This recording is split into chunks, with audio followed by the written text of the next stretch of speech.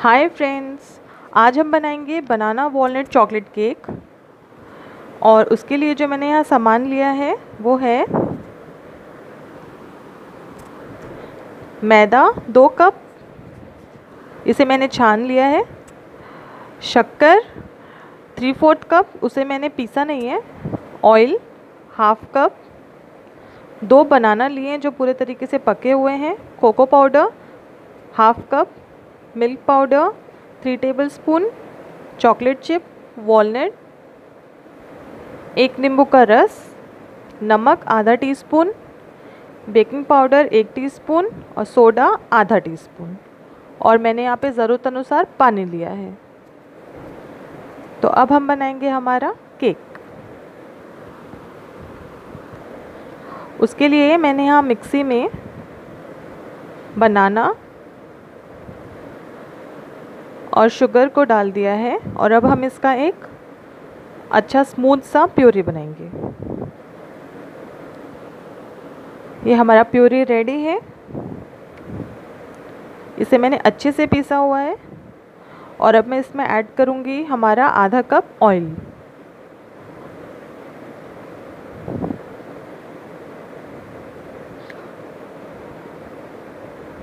और डालेंगे हमारा नमक।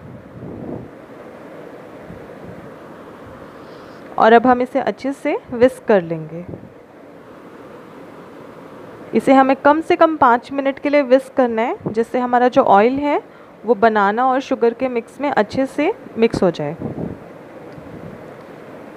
ये देखिए ये कितना स्मूथ हो गया है।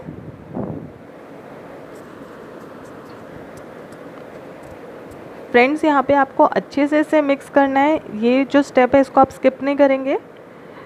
आप इसको जितना ज़्यादा विस्क करेंगे आपका केक उतना अच्छा स्मूथ और सॉफ्ट बनेगा।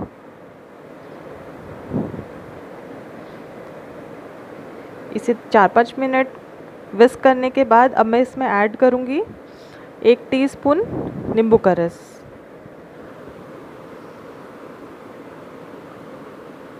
और अब हम इसे 2 मिनट के लिए और विस्क करेंगे।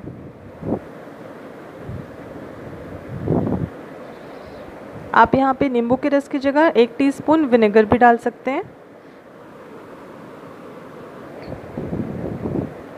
इसको मैंने 2 मिनट अच्छे से विस्क कर लिया है और अब हम इसमें ऐड करेंगे हमारा मैदा। ये मैदा मैंने पहले से छान के रखा हुआ है। और डालेंगे कोको पाउडर। आप चाहें तो इस केक को बिना कोको पाउडर के भी बना सकते हैं। अब डालेंगे बेकिंग पाउडर और बेकिंग सोडा, जिसे हम मीठा सोडा या खाने का सोडा भी कहते हैं। अब डालेंगे 3 टेबलस्पून मिल्क पाउडर, ये बिल्कुल ऑप्शनल है। और अब मैं इसे हल्के हाथों से मिक्स करूँगी।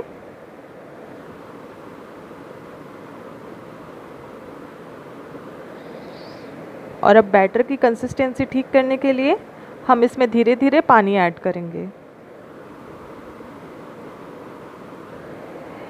एक बार जब हम मैदा डाल लेते हैं तो हमको पानी बहुत धीरे धीरे डालना होता है और हम जो विस्क करेंगे वो भी बहुत धीरे धीरे करेंगे। ये देखिए मैं बहुत ही हल्के हाथ से इसे मिक्स कर रही हूँ। ये हमारा बैटर रेडी है। इस केक का बैटर बहुत ज़्यादा पतला नहीं बनेगा, ये ऑलमोस्ट गाढ़ा ही रहेगा। ये आप देख सकते हैं। और अब मैं इसमें ऐड करूँगी वॉलनट्स। मैंने वॉलनट्स में थोड़ा सा मैदा छिड़क लिया है, जिससे कि वो बेक होने के बाद नीचे बैठेगा नहीं। और डालेंगे हम अपने चॉकलेट चिप्स। मैं यहाँ पे अभी आधे चॉकलेट चिप्स ही डाल रही हूँ। और अब हम इसे अच्छे से मिक्स करेंगे, पर बहुत ही हल्के हाथ से। ये हमारा बैटर बिल्कुल रेडी है। और अब मैं एक केक टिन लूँगी। यहाँ पे मैंने रेक्टेंगुलर केक टिन लिया हुआ है। मैं उसमें ऑयल और मैदा लगाकर उसे लाइन कर लिया है। और अब हम उसमें हमारा बैटर डाल देंगे। आप जब भी केक टिन में बैटर डालते हैं तो उसे 3/4 से ऊपर नहीं भरेंगे। चाहे तो आप उसे हाफ भरें, लेकिन 3/4 से ज़्यादा कभी नहीं भरेंगे। ऊपर से कम 1/4 हिस्सा इसका हमें छोड़ना होता है, क्योंकि हमारा केक ऊपर राइज होता है। मैं इसे टैप कर लूँगी अच्छे से।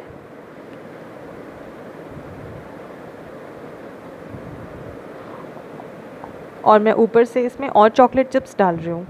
आप लोग चाहे तो यहाँ पर इसमें ड्राई फ्रूट्स डाल सकते हैं या कैंडी फ्रूट्स डाल सकते हैं। चॉकलेट चिप्स डाल के इसे हम हल्के से टैप करेंगे। और मैंने अवन को 170 डिग्री पे प्रीहीट किया हुआ है, और अब हम इसे कम से कम 40 मिनट के लिए ओवन में बेक करेंगे। ये हमारा केक अच्छे से बेक हो रहा है। ये देखिए, ये पूरे तरीके से बेक हो चुका है और कितना अच्छे से राइज हुआ है। अब मैं इसे एक बोर्ड में हटा दूँगी। ये देखिए फ्रेंड्स, पीछे से इसका टेक्सचर कितना अच्छा आया है, कितने सारे होल्स और कितना स्पंजी बना है ये केक। मैं इसे बीच में से काटूंगी।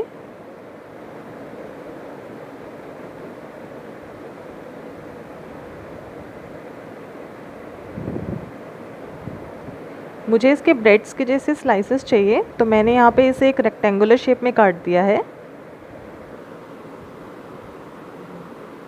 ये देखिए फ्रेंड्स, कितना अच्छा स्लाइस कटा है इसका, एकदम स्पंजी और सॉफ्ट केक बना है।